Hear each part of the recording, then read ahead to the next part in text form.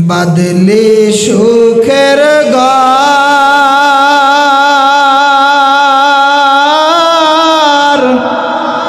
ভাইও নাই বান্ধব নাই রে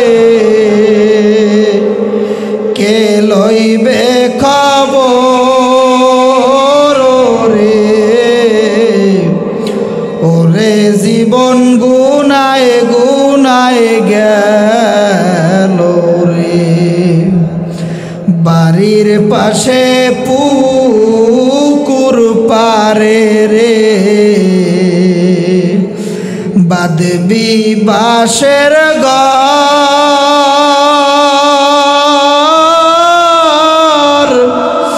ভাইও নাই বান্ধব নাই রে কে লইবে খবর রে ওরে জীবন গুনায় গুনায় গেল রে নিঃশ্বাসের বিশ্বাস কইরা রে বাদলি দালান ঘর কোন দিন জানি আজরাইলাইয়া রে করে সবই পার রে ওরে জীবন গুনায় গুনায় গেল রে মাসে সেনে গভীর পানি রে পাখি সেনে ডাল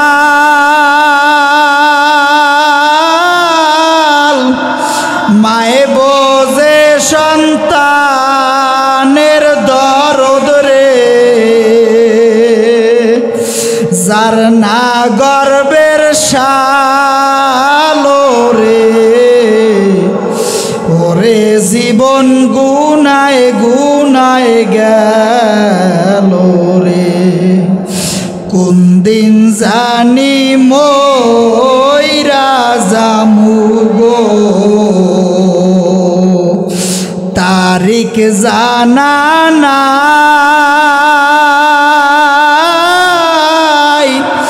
মরণ কালে কিছু চাই না গো শুধু নবীর দেখা চাই রে ওরে জীবন গুনায় গুনায় গেল রে সংসার সংসার কইরা মনরে না করলি বন্দেগি কিভাবে কাটাইবি মনরে কবরের জিন্দেগি রে ওরে জীবন গুনায় গুনায় গেল রে কুমারিয়ার হারি পাতিল রে বাংলে লয় না জোরা এমন সোনার দেহ রে কেমনে দিবি পোরা রে ওরে জীবন গুনায় গুনায় গেল রে সংসার সংসার কইরা মনরে না করলি বন্দেগি কিভাবে কাটাইবি মনরে কবরের জিন্দেগি রে ওরে জীবন গুনায় গুনায় গেল জীবন গুনায় গুনায় গেল রে। মরিচ খাইতে জাল বটে, মরিচ খাইতে জাল বটে, জিব্বায় লাগে মজা। মাওলার জিকির করে যারা, তারা দুই দুনিয়ায় রাজা। মরিচ খাইতে জাল বটে, জিব্বায় লাগে মজা। মাওলার জিকির করে যারা, তারা দুই দুনিয়ায় রাজা। কেরাসিনে লাগলে আগুন আব্বা যেমন জ্বলা জ্বলে,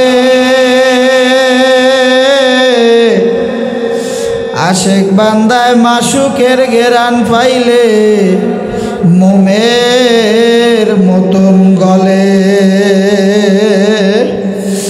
এই জন্য যুবক বন্ধুদেরকে বলবো, পর্দার আড়ালের মা বোনদেরকে বলবো, মুরব্বী বাজানদেরকে বলবো, বাজান আজকে যেহেতু এই মাহফিলের ময়দানে বসিয়াই গেছেন, একটু মনেরে বুঝান ওরে মান,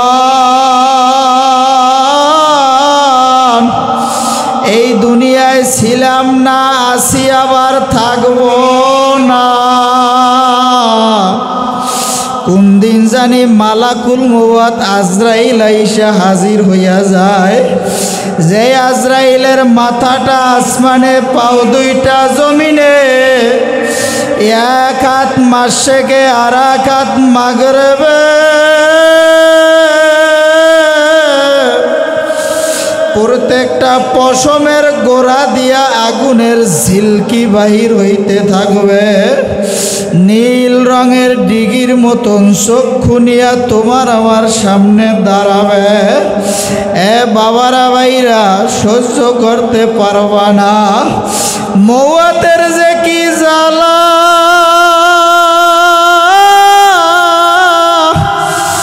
কি যাতনা বিষে, বুঝিবে সে কিসে। কবু আসেনি বিষে, ঢং সে নিজারে। এই মওয়াতের কি জ্বালা। আজকে আমাদের পটুয়াখালী সাকারিয়ার আগে দেখলাম একটা বাস আর একটা প্রাইভেট কার, দুইটা মুখোমুখি অ্যাক্সিডেন্ট হয়ে গেল।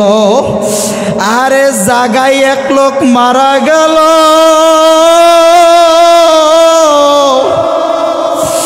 আরে হাত এক জায়গায় পড়িয়া রইছে, পাও আর এক জায়গায় পড়িয়া রইছে। লোকেরা ধরাধরি করিয়া অ্যাম্বুলেন্সে উঠায়। আরে বিবিও লগে ছিল, কান্দে আর বলে, আরে আমি আর আমার স্বামী ঢাকায় মেলা করলাম, এখন আমি কেয়ারে নিয়ে ঢাকার দিকে রওনা দেব। এ যুবক ভাইরা, মুরব্বী বাবারা, কার জন্য পাগল হইছ? ওই মাওলারে রাজি খুশি না বানাইয়া কবরপুরের যাত্রী হইও না। আরে গাড়ির মধ্যে, আমার গাড়ি আসার সময় আজকে থামাইয়া দেখলাম ছোট ছোট বাচ্চারা মাথা ফাটিয়া গেছে। আরে বেহুশ। তখন মনেরে বুঝাইলাম, ওরে মন, এই গাড়িতে যদি উনি না হইয়া আমি হইতাম। আরে বাবা মায় আসিয়া সন্তানের বুকের মধ্যে জড়ায়া লইয়া কান্দে আর বলে, হারে জাদুমণি কোথায় যাও রে বাবা, কোথায় যাও? বাবা তুমি না ঢাকাতে রওনা দিছিলা রে বাবা, আজকে দি তুমি মার্কিন কাপড় পেছাইয়া কবরপুরের যাত্রী হইয়া গেছ। এই জন্য যুবক বন্ধুদেরকে বলবো, মুরব্বী বাজানদেরকে বলবো, মাদ্রাসার তলেবে এলেম ভাইদেরকে বলবো, এ বাবাজিরা, নিঃশ্বাসের কিন্তু কোনো বিশ্বাস নাই, 1 সেকেন্ডের নাই ভরসা, কেন করো রং তামাশা? ফুরিয়ে গেল ভাই আয়ু আশারি খেলায়, কিনিবার যাহা ছিল কিনিলাম না তো হায়। পায়ের বান্ধে বোঝা যাইবে বড় বড় কদম নাই, মাজার বান্ধে বোঝা যাইবে ভাত লড়াবার শক্তি নাই, মাথার বান্ধে বোঝা যাইবে বড় বড় কথা নাই। মাটির নিচে বাড়ি আমার, মাটির নিচে ঘর, যারে বলো আপন আপন সব তোমার আমার পর। এক আপন আমার দয়াল নবী, আর এক আপন কেডা, আর এক আপন আমার মাওলা। এই জন্য রবিউল আউয়াল মাস চলতেছে বাবারা, বেশি বেশি আমার দয়াল নবীর প্রতি দুরূদ পড়ো। আমার দয়াল নবীর প্রতি যদি বেশি বেশি দুরূদ পড়তে পারো, আমার দয়াল নবীর ভালোবাসা বেশি বেশি পরিমাণ ভিতরে ঢুকাও, বাজান এই দুনিয়ায় থাকা যাইবে না।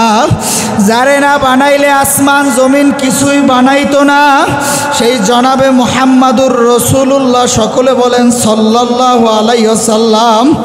আল্লাহর নবীর ওফাতের আগে, আল্লাহর নবীর বিদায়ের আগে, আল্লাহর নবীর একান্ত খাদেম, আল্লাহর নবীর চাচাতো ভাই হযরত ফজল রাদিয়াল্লাহু তাআলা আনহু, আমার দয়াল নবী ডাক দিল, ফজল কোথায়? বলল, ইয়া রাসূলুল্লাহ, হাবিবাল্লাহ, বলেন আমি হাজির। বলে, ফজর আমার গায়ে প্রচুর পরিমাণ জ্বর, এ ফজল আমি ভালোভাবে দাঁড়াইতে পারি না, আমারে নিয়ে একটু মসজিদে নববীর দিকে নিয়ে যাও। মা ফাতেমা ডাক দিয়া বলল, আব্বা, আমার দয়াল নবী আপনি ভালোভাবে দাঁড়াইতে পারেন না, আপনি কেন মসজিদে নববীর দিকে যাইবেন? দয়াল নবীর চক্ষু দিয়া top top top top top top করিয়া পানি পড়ে। আমার দয়াল নবী ডাক দিয়া বলে, ফজল আমাকে তুমি নিয়ে যাও। এবার ফজল রাদিয়াল্লাহু তাআলা আনহু আমার দয়াল নবীর হাত ধরিয়া মসজিদে নববীর সামনে নিয়ে হাজির হয়ে গেলেন। মসজিদে নববীর মধ্যে ঢোকার পর আমার দয়াল নবী ডাক দিয়া বলে, ফজল, ওই মেম্বারের উপরে একটু উঁচা জায়গায় দাঁড়াও। ও ফজল, উঁচা জায়গায় দাঁড়াইয়া এলাম করিয়া দাও।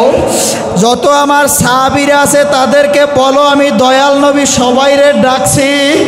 এ ফজল, আমার শরীর বেশি ভালো না। এ ফজল, জানি না আমি আর কতক্ষণ আছি, তুমি সকল সাহাবীদেরকে ডাকো। সকল সাহাবীরা মসজিদের নববীর মধ্যে এসে হাজির হয়ে গেলেন। আমার দয়াল নবী ডাক দিয়া বলতেছে, ও সাহাবী ভাইরা, আমার শরীর বেশি ভালো না, বলো তোমরা আমার দ্বারে কেউ কিছু পাবানি? এবার সকল সাহাবীরা কান্দে আর বলে, ইয়া রাসূলুল্লাহ, হাবিবাল্লাহ, আপনি কেন এই কথা বলেন? আমার দয়াল নবী বলে, ফজল, তুমি একটু জানাইয়া দাও, আমি কবরে কারো ঋণ নিয়ে যাইতে চাই না। এবার মসজিদের কোণা থেকে এক সাহাবী দাঁড়ায় বলে, ইয়া রাসূলুল্লাহ, হাবিবাল্লাহ, আপনি আমার কাছ থেকে 3 দিরহাম নিছিলেন। ইয়া রাসূলুল্লাহ, হাবিবাল্লাহ, আপনি দিলে দিতে পারেন, না দিলে লাগবে না। আমার দয়াল নবী বলে, ফজল, তাড়াতাড়ি আমার ঘর থেকে ওই সাহাবীকে 3 দিরহাম আনিয়ে দিয়ে দাও। এবার দয়াল নবী বলে, সাহাবী ভাইরা, বলো তোমরা আমার কাছে আর কেউ কিছু পাবানি? কোনা থেকে এক সাহাবী দাঁড়ায় বলে, ইয়া রাসূলুল্লাহ, হাবিবাল্লাহ, হ্যাঁ আমি পাবো, বলেন আপনি চাইলে দেবেননি? বলে হ্যাঁ। সাহাবী, বলো তুমি কি পাবা, আমি দিয়া দেব। বলে, ইয়া রাসূলুল্লাহ, হাবিবাল্লাহ, আমি একদিন উট লাগায় হারছিলাম, আপনি ঘোড়ার পিঠে যাইতেছিলেন, আপনার চাবুকের আঘাত আমার পিঠে লাগছিল। ইয়া রাসূলুল্লাহ, হাবিবাল্লাহ, আমি আজকে ওই আঘাতটা আপনার পিঠে ফিরাইয়া দিতে চাই। আহারে, এই কথা শুনিয়া মসজিদের নববীর মধ্য থেকে সিদ্দিকে আকবর হযরত আবু বকর সিদ্দিক দাঁড়ায় বলে, ও সাহাবী, আমার দয়াল নবীর গায়ে জ্বর, আমার দয়াল নবী ভালোভাবে দাঁড়াইতে পারে না। ও সাহাবী ভাই, আমার দয়াল নবীর তুমি আঘাত করিও না, যত আঘাত করা লাগে আমি আবু বকরের করো।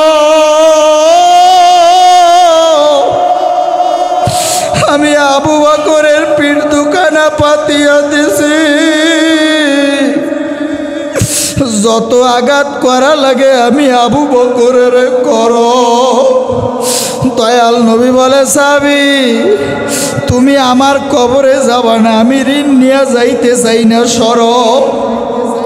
এবার ওমর রাদিয়াল্লাহু তাআলা আনহু আইসা সাহাবীর পাও জড়াইয়া কান্দে আর কয়, ও সাহাবী, যারে দিয়া ইসলাম পাইলি, যারে দিয়া দিন পাইলি, তারে কিভাবে আঘাত করবি? আমার দয়াল নবী জ্বরে দাঁড়াইতে পারে না। সাহাবী কোনো প্রকার কোনো কথাই শোনে না। এবার আমার দয়াল নবী বলতেছে, ওমর তোমরা সরো। আমার দয়াল নবী ডাকতেছে, ও ফজল,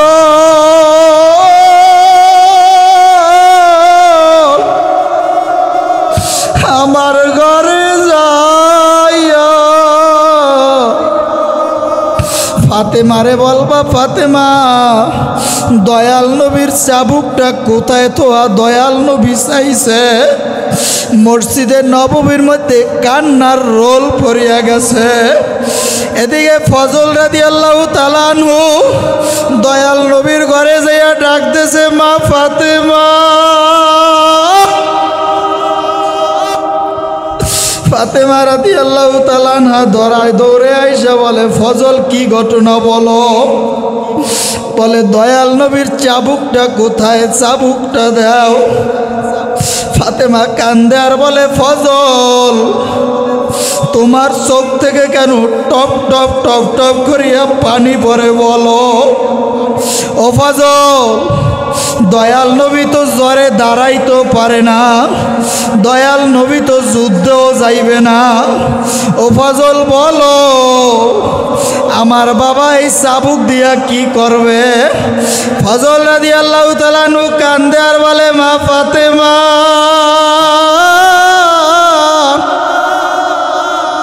দয়াল নবী যুদ্ধেও যাইবে না, দয়াল নবী চাবুক দিয়া কেউ রে আঘাত করবে না। ও ফাতেমা, দয়াল নবীর অজান্তেই চাবুকের আঘাত এক সাহাবীর পিঠে লাগছিল। এই আঘাত আজকে দয়াল নবীর ওই সাহাবী ফিরাইয়া দিতে চায়। ফজলের মুখ থেকে কথা শুনিয়া ফাতেমা একটা চিৎকার দিয়া বলে, ফজল, আমার আব্বার মা নাই, আমার আব্বার বাবা নাই। ফজল,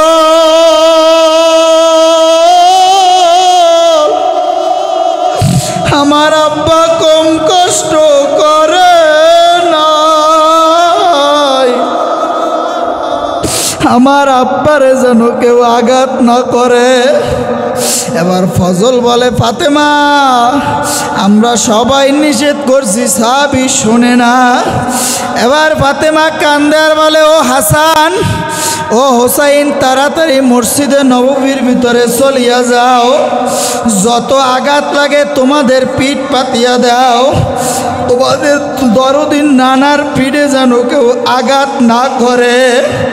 এবার হাসান আর হোসাইন মসজিদে নববীর গিটটা চিল্লা কান্দে আর কইরে ঢুকে আর বলে, ও সাহাবী ভাই, আমার নানু ভাই জ্বরে দাঁড়াইতে পারে না, যত আঘাত করা লাগে আমাদের দুই ভাইয়ের পিঠে করো, আমার নানু ভাইয়ের পিঠে আঘাত করিও না। এবার দয়াল নবী বলে, সাহাবীরা তোমরা সবাই খামোশ হইয়া যাও, কারণ আমি কারো ঋণ নিয়ে কবরপুরের যাত্রী হইতে চাই না। এবার এই কথা শোনার পরে এবার দয়াল নবী বলে, সাহাবী এই ধরো তুমি চাবুক নাও। এবার ওই সাহাবী বলে, ইয়া রাসূলুল্লাহ, হাবিবাল্লাহ, আপনি যখন আমারে আঘাত করছিলেন তখন আমার গায়ে কোনো চাদর ছিল না। ইয়া রাসূলুল্লাহ, হাবিবাল্লাহ, আপনার গায়ে তো চাদর দেখা যায়। ইয়া রাসূলুল্লাহ, আপনি একটু চাদরটা সরান। এই কথা শোনার পর আবু বকর কান্দে আর কয়, সাহাবী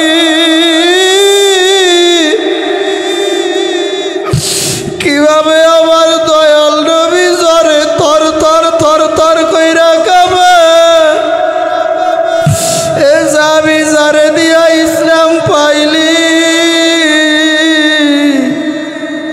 তারে আজকে কিভাবে আঘাত করবি রে ভাই। এবার কোনো কথাই শোনে না।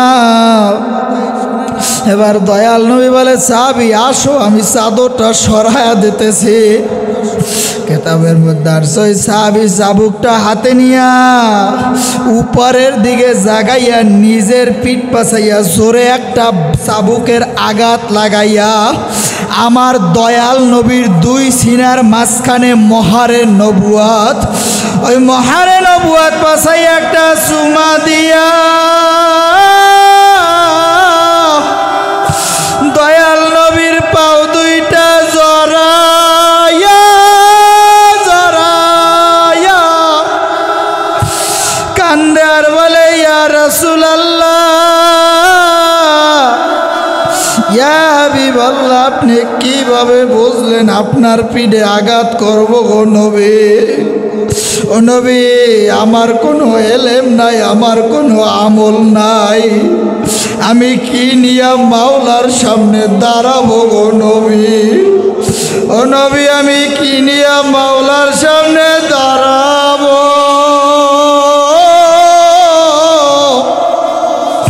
আমি আপনার জবান থেকে শুনছি আপনার দুই সিনার মাঝখানে মহারে নবুয়াত, ওই মহারে নবুয়াত পাছায়া যদি কেউ চুমা দিতে পারে তার জন্য জাহান্নাম হারাম হইয়া যাইবে, জান্নাত ওয়াজিব হইয়া যাইবে। ইয়া রাসূলুল্লাহ, হাবিবাল্লাহ, হুজুর আপনি আমারে মাফ কইরা দেন, আমি এই জন্য বাহানা করছি গো নবী, আমি আপনারে বাড়ি দেওয়ার জন্য বাহানা করি নাই। এই জন্য যুবক বাবাদেরকে বলবো, মুরব্বী বাজানদেরকে বলবো, দয়াল নবী কারো ঋণ নিয়ে কবরপুরের যাত্রী হইতে চাই না। এ যুবক ভাইরা, তোমরাও ঋণ নিয়ে কবরপুরের যাত্রী হইও না। সামানা গুছাও, চলো মুসাফির বান্ধ কাঠুরি, আব্বুরা বহু দূরে রওয়ানা। কেউ আগে রওয়ানা হয়, কেউ পিছে রওয়ানা। বাজান, আমাদের চোখে এখন পানি নাই। আরে যারা জান্নাতের সার্টিফিকেটও পাইছে তারাও আর হামেশা কানতে কানতে মাওলার কবরপুরের যাত্রী হইছে। এই জন্য বেশি বেশি কান্না করো আর মনেরে বুঝা, ওরে মন, তুই কার জন্য পাগল হইছ? কোন স্ত্রীর জন্য পাগল হইছ? কোন বাড়ির জন্য পাগল হইছ? কোন গাড়ির জন্য পাগল হইছ? এই দুনিয়া দুনিয়া কিছু না, এই দুনিয়ায় থাকা যাবে না রে বাবা। যদি থাকা যাইতো, যারে না বানাইলে আসমান জমিন কিছুই বানাইতো না। সেই জনাবে মুহাম্মাদুর রাসূলুল্লাহ, সকলে বলেন সাল্লাল্লাহু আলাইহি ওয়াসাল্লাম, সেই থাকতে পারে নাই। এ বাবারা ভাইরা, তুমি আমিও থাকতে পারবো না। এই জন্য কবরের সামানা গোছাও। কবরের সামানা না গোছাইয়া কবরপুরের যাত্রী হইও না বাজান। পীর মাশায়েখের বিরুদ্ধে যাইও না, হক্কানি আলেম ওলামার বিরুদ্ধে যাইও না। তাদের সাথে মোহাব্বত জড়ায়া রাখো। এই পৃথিবীতে তোমার মা আপন না, বাবা আপন না, জোরের ভাই আপন না, একমাত্র আপন আমার মাওলা। ওই মাওলারে আপন বানাইয়া কবরে যাও, তাইলে দেখবা কোনো ভয় নাই। কি অবস্থা হবে আমার মরণে,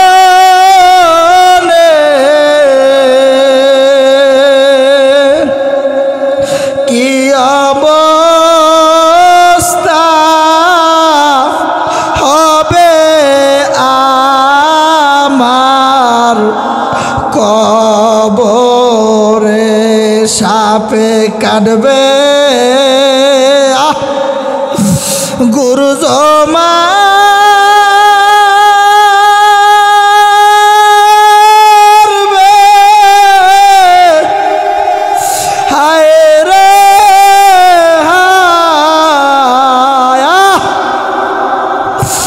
আগুন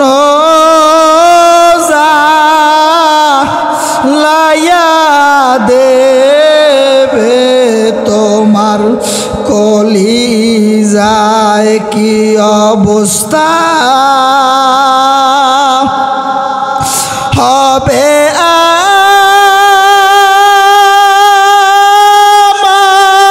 আমার মরণে,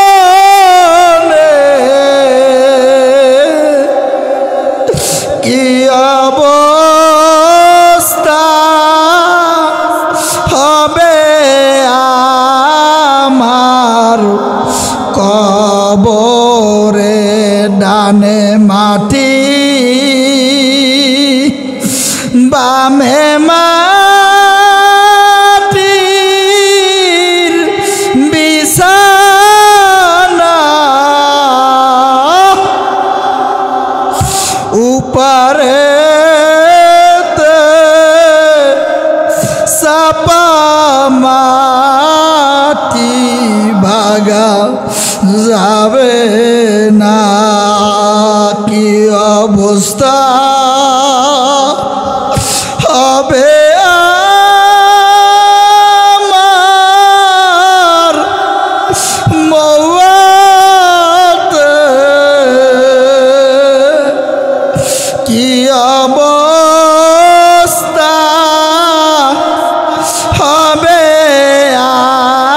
আমার কবরে। শাহেক মোদের ফজলুল করিম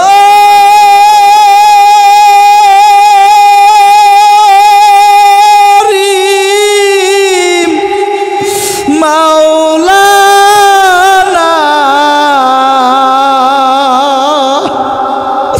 আর কোন দিন আমতলিতে আসবে না। শাহেক মোদের ফজলুল করিম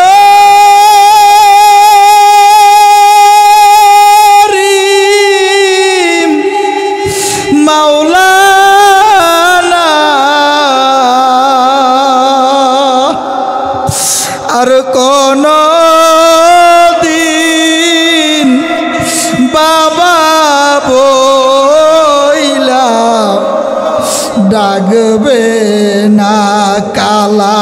মানিক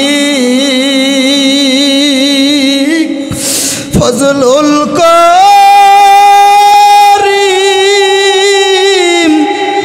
মাওলানা কেরাগুন জ্বালাইয়া দিলেন রওয়ানা 60টি ছেলে একটি মেয়ে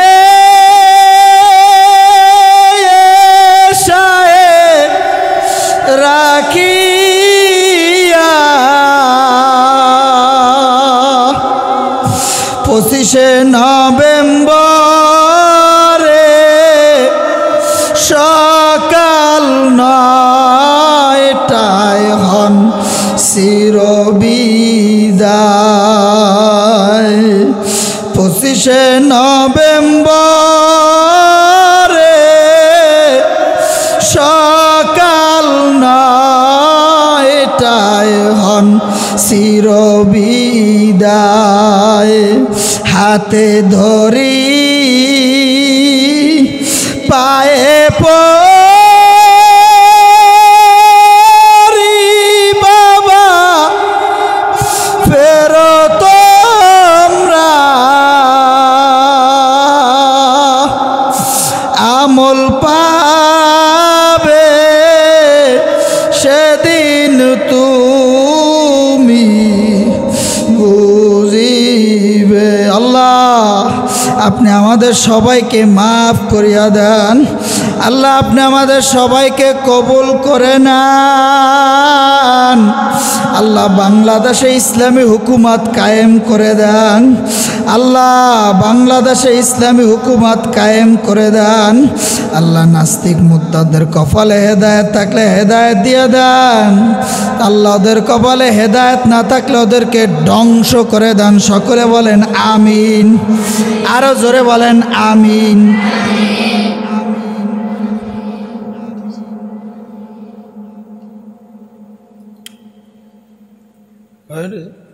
সংসার সংসার কইরা মনরে না করলি বন্দেগি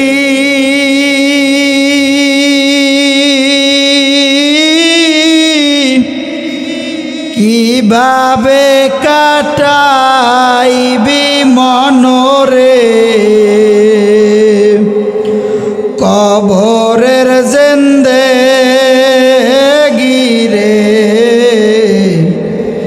ওরে জীবন গুনায় গুনায় গেল রে ওরে জীবন গুনায় গুনায় গেল রে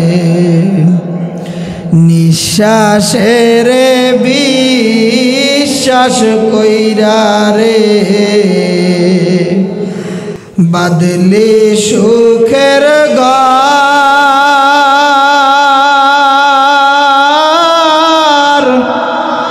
ভাইও নাই বান্ধব নাই রে কে লইবে খবর রে ওরে জীবন গুনায় গুনায় গেল রে বাড়ির পাশে পুকুর পারে রে বাঁধবি বাঁশের ঘর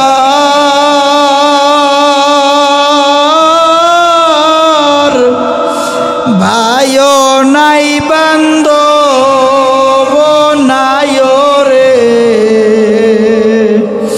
কে লইবে খবর রে ওরে জীবন গুনায় গুনায় গেল রে নিঃশ্বাসের বিশ্বাস কইরা রে বাদলি দালান ঘর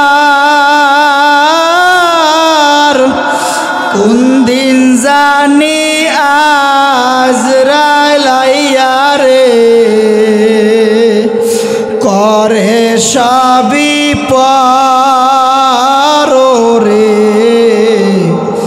ওরে জীবন গুনায় গুনায় গেল রে।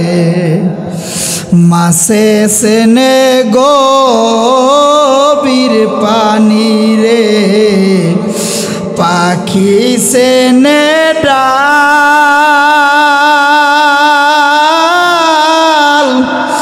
মায়ে বোঝে সন্তানের দরদ রে,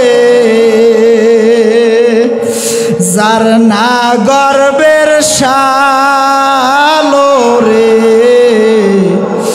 ওরে জীবন গুনায় গুনায় গেল রে। কোন দিন জানি মইরা যামু গো, তারিখ জানা নাই, মরণ কালে কিছু চাই না গো, শুধু নবীর দেখা চাই রে, ওরে জীবন গুনায় গুনায় গেল রে। সংসার সংসার কইরা মনরে, না করলি বন্দেগি, কিভাবে কাটাইবি মনরে, কবরের জিন্দেগি রে, ওরে জীবন গুনায় গুনায় গেল রে। কুমারিয়ার হারি পাতিল রে, বাংলে লয় না জোরা, এমন সোনার দেহ রে, কেমনে দিবি পোরা রে, ওরে জীবন গুনায় গুনায় গেল রে। সংসার সংসার কইরা মনরে, না করলি বন্দেগি, কিভাবে কাটাইবি মনরে, কবরের জিন্দেগি রে, ওরে জীবন গুনায় গুনায় গেল রে, ওরে জীবন গুনায় গুনায়